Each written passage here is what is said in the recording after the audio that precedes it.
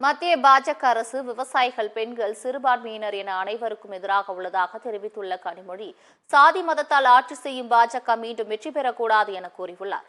திண்டுக்கல்லில் பேசிய அவர், யானை சவாரி, நீருக்கடியில் சாகசம், வெளிநாடுகளுக்கு பயணம் என நேரத்தை செலவிடும் பிரதமர் மோடிக்கு மணிப்பூர் செல்ல மட்டும் மனமில்லை என்று தெரிவித்தார். மணிப்பூர் கலவரத்திற்கு பாஜகவின் பிரித்தாளும் சூழ்ச்சியே காரணம் என்று குற்றம் சாட்டினார்.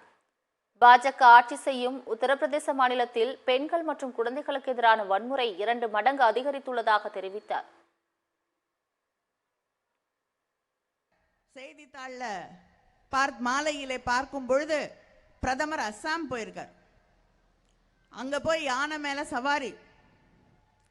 அதே போல கொஞ்ச நாளைக்கு முன்னாடி துவாரகா போனார். அந்த டைவிங் சூட் எல்லாம் போட்டுட்டு தண்ணி கடியில போய் தியானம் எல்லாம் செய்தார். அது அவருடைய நம்பிக்கை. நமக்கு அதை பத்தி எந்த பிரச்சனையும் இல்லை. அஸ்ஸாமுக்கு பக்கத்துல